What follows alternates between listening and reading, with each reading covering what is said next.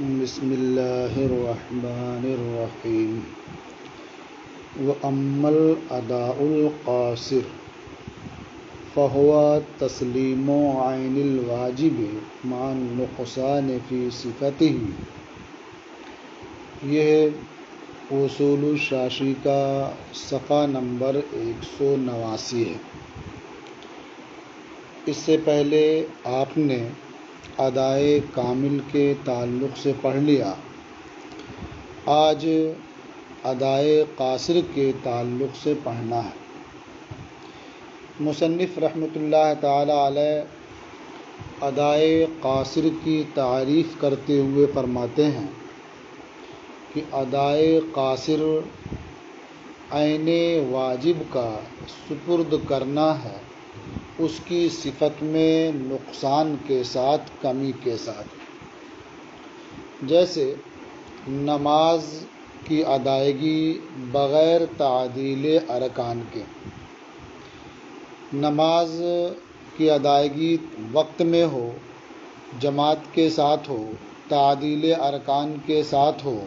تو یہ ادائے کامل ہے۔ لیکن تعدیل ارکان کے بغیر ہو تو یہ ادائے قاصر ہے، اس لیے کہ عین واجب کی جو ادائیگی ہو رہی ہے اس کے وصف میں کمی ہو جا رہی ہے۔ تعدیل ارکان کا مطلب ہوتا ہے ارکان کی ادائیگی میں اطمینان، ایسا اطمینان جو شرع کو مطلوب ہے۔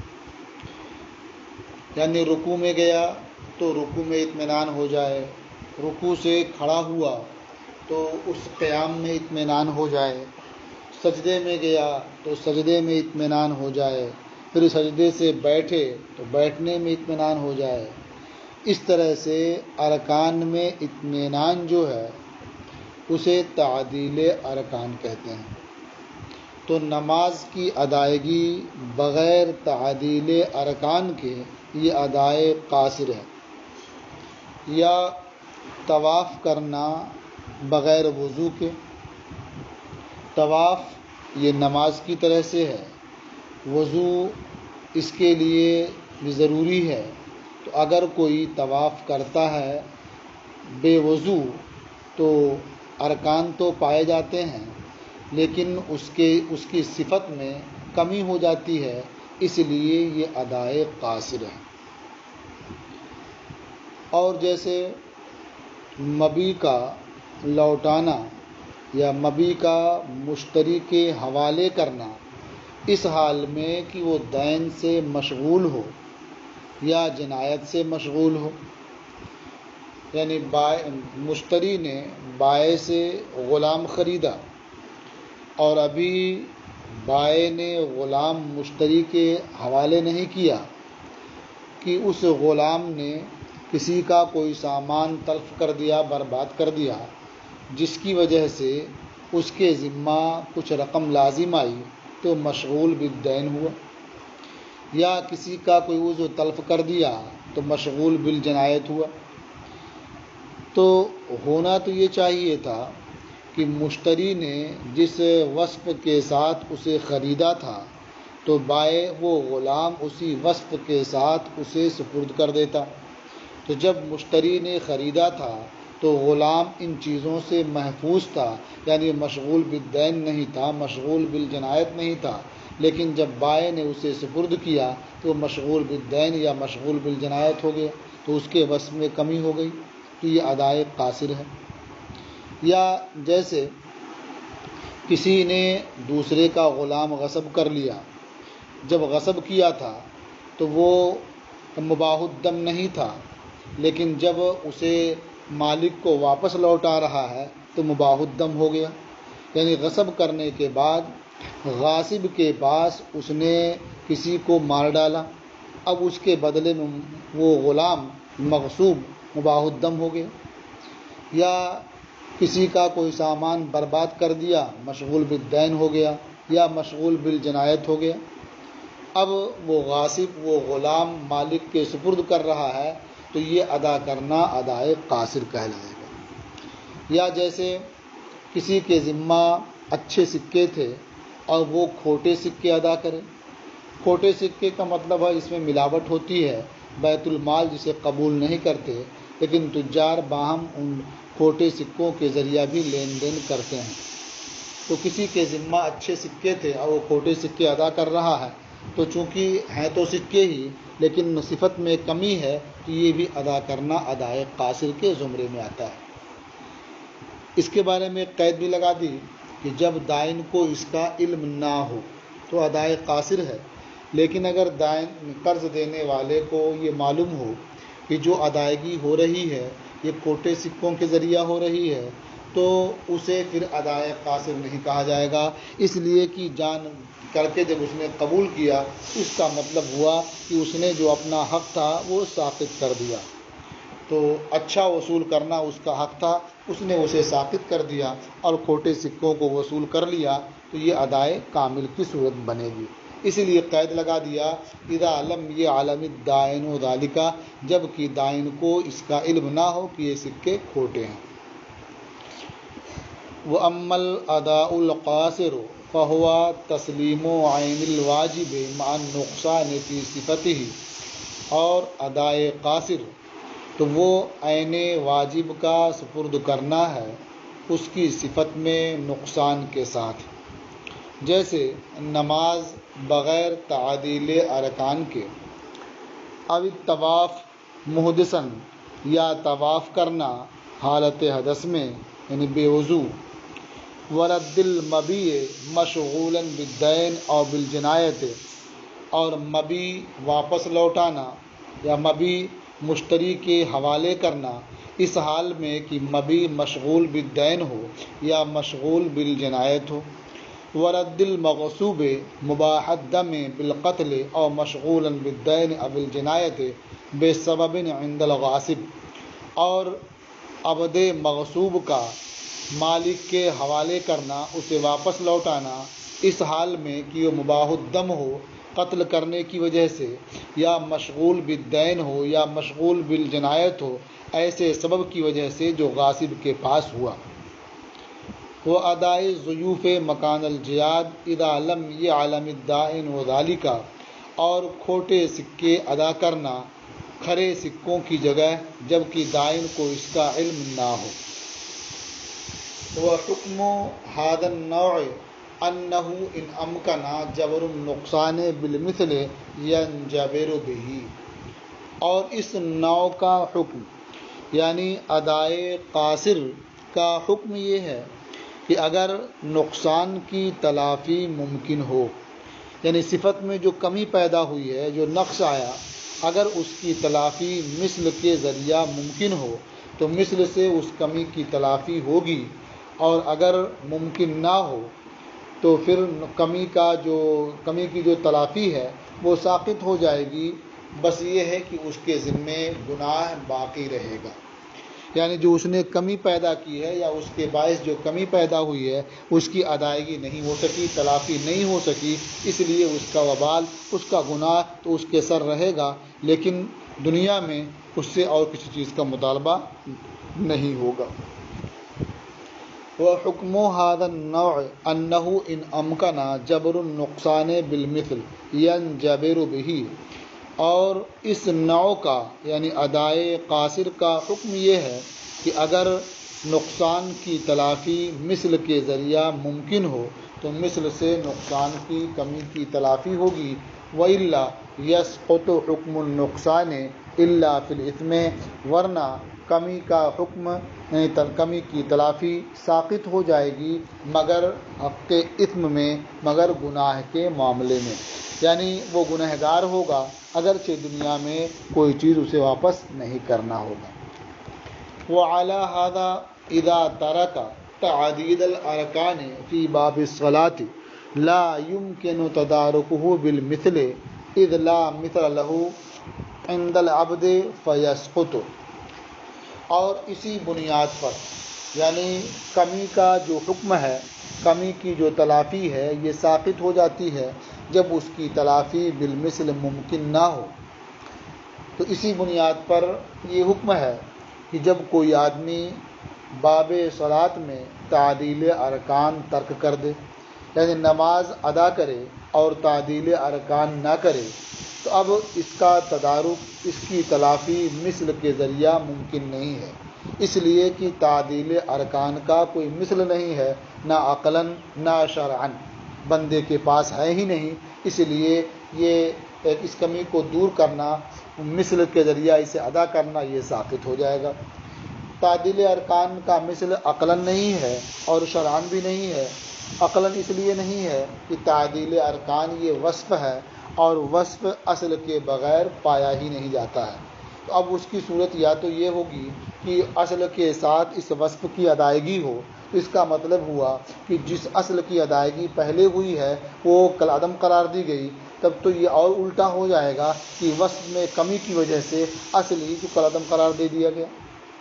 اور اگر وصف کو تنہا ادا کرنا چاہیں یہ ممکن ہی نہیں ہے، اس لیے کہ وصف اصل کے ساتھ ہی پایا جاتا ہے، تو عقلاً اس کا مثل ہے ہی نہیں بندے کے پاس، اور شرعاً بھی کوئی اس کا مثل نہیں ہے،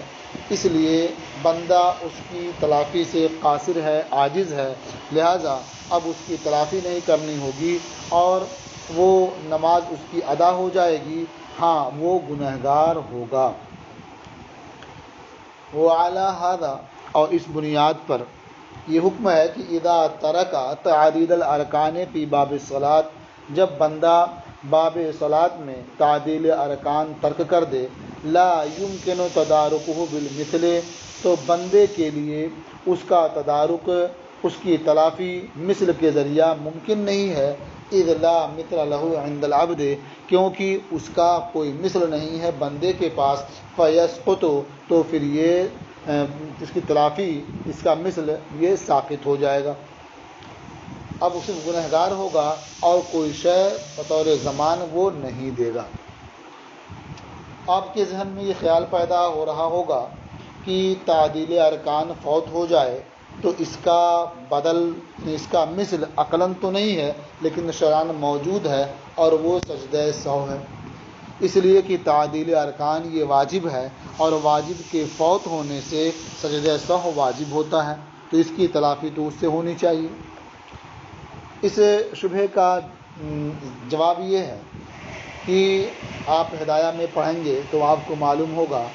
کہ قومہ اور جلسہ یہ صاحبین رحمہم اللہ کے نزدیک سنت ہے، اسی طرح سے تخریج جرجانی میں طمانینت یعنی تعدیل ارکان بھی سنت ہی ہے، اور ظاہر ہے کہ واجب کے فوت سے سجدہ سہو واجب ہوتا ہے، کسی سنت کے فوت سے سجدہ سہو واجب نہیں ہوتا ہے۔ ہاں تخریج کرخی میں تعدیل ارکان واجب ہے، تو اب واجب ہے تو اس کے فوت سے سجدہ سہو واجب ہوگا ان کے نزدیک۔ تو اندازہ یہ ہوتا ہے کہ مصنف رحمۃ اللہ تعالی علیہ نے یہ جو مسئلہ پیش کیا ہے وہ تخریج جرجانی کے مطابق پیش کیا ہے۔ دوسرا مسئلہ، وَلَوْ تَرَكَ الصَّلَاةَ فِي أَيَّامِ التَّشْرِيقِ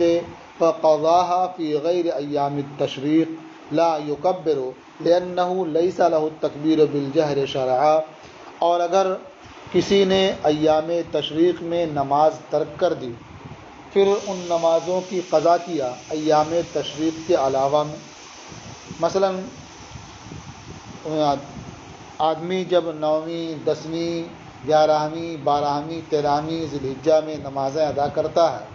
تو نمازوں کے بعد تکبیر کہتا ہے، اللہ اکبر لا الہ الا اللہ واللہ اکبر للہ الحمد، تکبیر تشریق بندہ کہتا ہے نماز کے بعد، تو اب نمازیں فوت ہو گئیں تو ظاہر ہے کہ تکبیر تشریق بھی نہیں کہا، اب ایام تشریق گزر جانے کے بعد وہ نمازوں کی قضا کرتا ہے تو نمازوں کی قضا ہوگی اور تکبیر تشریق نہیں کہے گا، اس لیے کہ تکبیر تشریق بالجہر اس کے لیے روا نہیں ہے شرعاً، یہ صرف ایام تشریق ہی میں ہے، اس کے علاوہ نہیں ہے، لہذا بندہ اس کی ادائیگی پر قادر نہیں ہے، اس کمی کو پورا نہیں کر سکتا ہے، لہذا بندے کے ذمہ سے یہ ساقط ہے۔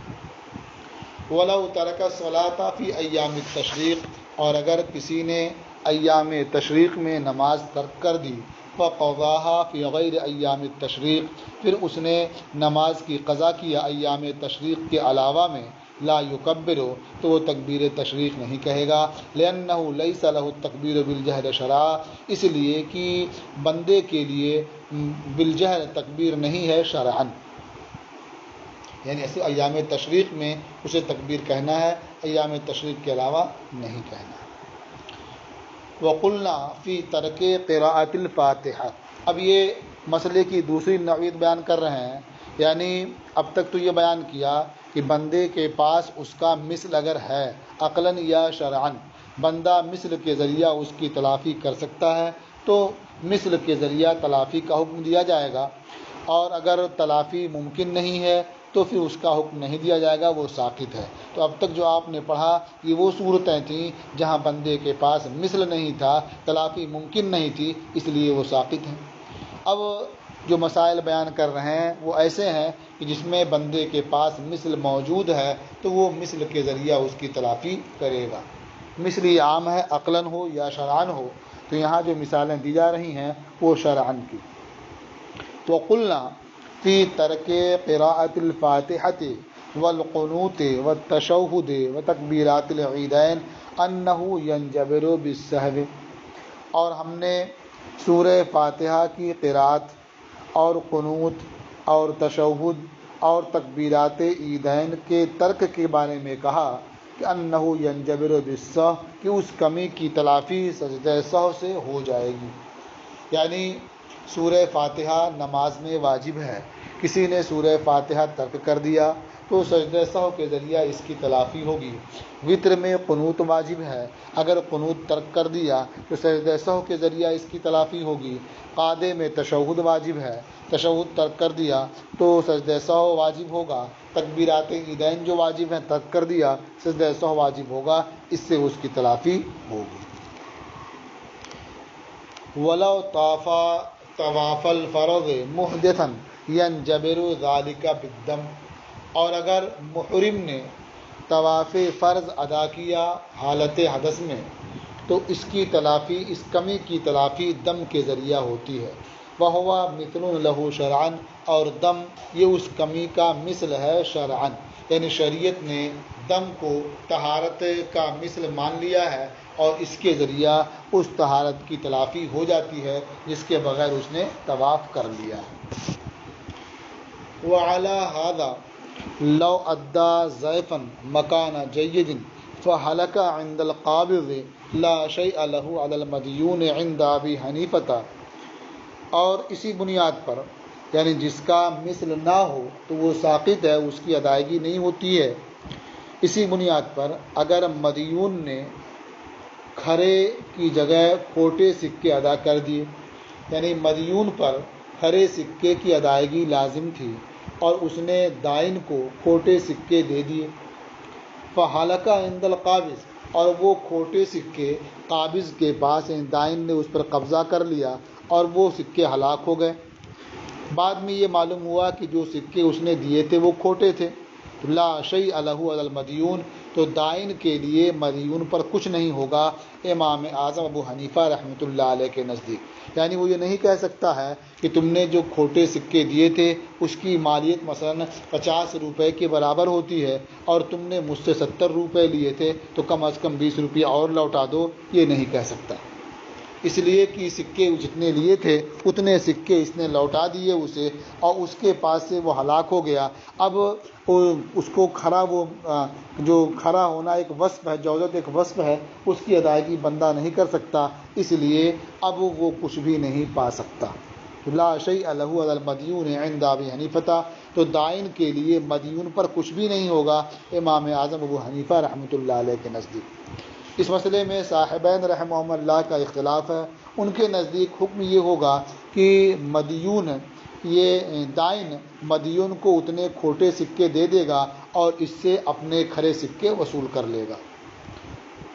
امام اعظم ابو حنیفہ رحمۃ اللہ علیہ کے نزدیک کچھ کیوں نہیں ہوگا؟ کہتے ہیں لأنه لا مثل لصفة الجودة منفردة حتى يمكن جبرها بالمثل، اس لیے کہ صفت جودت کا کوئی مثل نہیں ہے تنہا کہ اس کی تلافی مثل کے ذریعہ ممکن ہو، تنہا صفت جودت کا کوئی مثل ہوتا تو اس کی ادائیگی ممکن ہوتی، تلافی ممکن ہوتی. یہاں تنہا صفت جودت کا کوئی مثل ہے ہی نہیں، اس لیے اس کی تلافی ممکن نہیں، لہذا وہ ساقط ہے. وَلَوْ سَلَّمَ الْعَبْدَ مُبَاحَ الدَّمِ بِجِنَایَةٍ عِنْدَ الْغَاصِبِ أَوْ عِنْدَ الْبَائِعِ بَعْدَ الْبَيْعِ، اور اگر غاصب نے غلام مالک کے حوالے کیا اس حال میں کہ وہ غلام مباح الدم ہو گیا ہے کسی جنایت کی وجہ سے، یعنی غاصب نے غصب کیا اور اس کے پاس اس نے کسی کو مار ڈالا، اب مباح الدم ہو گیا، یا ردت اختیار کر لی، مباح الدم ہو گیا. تو اب غاصب کے پاس جرم کیا، جنایت کیا جس کے باعث مباح الدم ہو گیا. اب غاصب نے وہ غلام جب غصب کیا تھا تو جنایت سے محفوظ تھا، مباح الدم نہیں تھا، اور جب مالک کو واپس کر رہا ہے تو جنایت کی وجہ سے مباح الدم ہو چکا ہے. یا بیع والے مسئلے میں ایسا ہو کہ جب بیع ہوئی تھی تو غلام محفوظ تھا لیکن مشتری کے حوالے کرنے سے پہلے مباح الدم ہو گیا، اس کے بعد اس نے مشتری کے سپرد کر دیا. تو اگر یہ غلام مالک کے پاس یا مشتری کے پاس ہلاک ہو جاتا ہے اسے دینے سے پہلے جس کی جنایت کا مرتکب ہوا ہے تو اس کے ذمہ ثمن لازم ہوگا، یعنی پورا ثمن جو غلام کا ہے یہ مشتری کے ذمہ لازم ہوگا، اور غاصب اصل ادا کے اعتبار سے بری ہو جائے گا. اور اگر اسے اس جنایت کے سبب قتل کر دیا گیا تو اب یہ ہلاک ہونا اول سبب کی طرف منسوب ہوگا، یعنی یہ مانا جائے گا کہ جو جنایت اس نے کی ہے اس کی وجہ سے اس کی ہلاکت ہوئی ہے، یہ قتل کر دیا گیا ہے. یہ ایسے ہو گیا گویا غاصب نے ادا ہی نہیں کیا یا مشتری نے بائع نے ادا ہی نہیں کیا. تو دو صورتیں ہوئیں، ایک یہ ہے کہ جس جنایت کی وجہ سے غلام جس کے حوالے ہونا تھا اس کے حوالے کیا ہی نہیں گیا، اس سے پہلے وہ ہلاک ہو گیا، تو ایسی صورت میں غاصب بھی بری ہو جائے گا اور بائع بھی بری ہو جائے گا، کیونکہ غاصب نے مالک کے حوالے کر دیا اور بائع نے مشتری کے حوالے کر دیا. لیکن غاصب نے مالک کے حوالے کیا یا بائع نے مشتری کے حوالے کیا، اور ابھی وہ جنایت میں جس کے حوالے کیا جانا تھا اس کے حوالے کر دیا گیا اور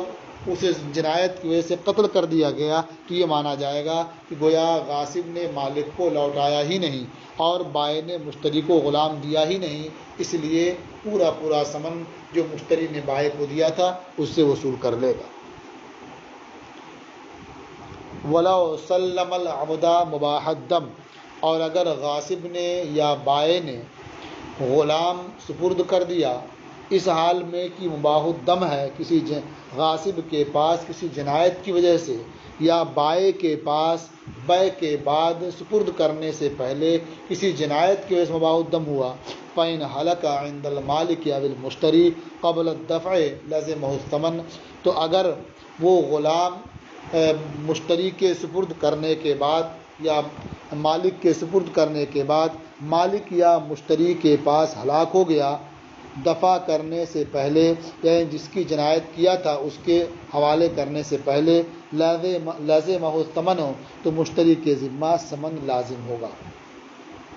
وبرئ الغاصب باعتبار اصل الادا، اور غصب کرنے والا یہ اس غلام کی ادائیگی سے بری ہو جائے گا اصل ادا کے اعتبار سے، کیونکہ اس نے غلام غصب کیا تھا اور غلام سپرد کر دیا. وَإِنْ قُتِلَ بِتِلْكَ الْجِنَایَةِ، اور اگر وہ جنایت کرنے والا غلام اس جنایت کی وجہ سے قتل کر دیا گیا، استند الہلاک الی اول سببہ، تو یہ ہلاکت اس کے اول سبب کی طرف منسوب ہوگی. فصار کأنہ لم یوجد الادا، تو یہ ہلاک ہونا ایسے ہی ہو گیا گویا وہ ادا کرنا پایا ہی نہیں گیا، یعنی یہ مانا جائے گا کہ غاصب نے غلام مالک کے سپرد ہی نہیں کیا کیونکہ وہ تو قتل کر دیا گیا، اور ایسے ہی بائع نے مشتری کے سپرد غلام کیا ہی نہیں. عند ابی حنیفہ رحمہ اللہ تعالی، امام اعظم ابو حنیفہ رحمۃ اللہ علیہ کے نزدیک. اور ایک مسئلہ اور ہے، والمغصوبۃ اذا ردت حاملا بفعل عند الغاصب، یعنی کسی شخص نے کوئی باندی غصب کر لی اور اس کے بعد جب مالک کو بادی واپس لوٹ آیا تو وہ حاملہ تھی غاصب کے پاس کسی فعل کی وجہ سے، یعنی غاصب نے خود اس بادی سے زنا کر لیا یا غاصب کے پاس کسی اور شخص نے اس سے زنا کیا جس کے باعث وہ بادی حاملہ ہو گئی۔ اب بادی کے یہاں بچے کی پیدائش ہوئی اور وہ بادی ولادت میں مر گئی مالک کے پاس، تو غاصب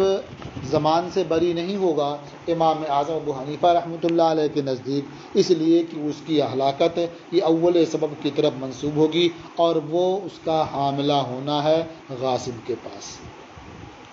والمغصوبۃ اذا ردت حاملا بفعل عند الغاصب، اور مغصوبہ بادی جب واپس لوٹائی گئی اس حال میں کہ وہ حاملہ ہو گئی ایسے فعل کی وجہ سے جو غاصب کے پاس ہوا، فماتت بالولادت، پھر وہ مالک کے پاس ولادت میں مر گئی، لا یبرأ الغاصب عن الزمان عند ابی حنیفہ رحمہ اللہ تعالی، تو غاصب زمان سے بری نہیں ہوگا امام اعظم ابو حنیفہ رحمۃ اللہ علیہ کے نزدیک، یعنی غاصب کو وہ اس بادی کی زمان دینی پڑے گی، اس لیے کہ بادی کا مرنا یہ ایسے سبب کی وجہ سے ہوا جو غاصب کے پاس پیدا ہوا۔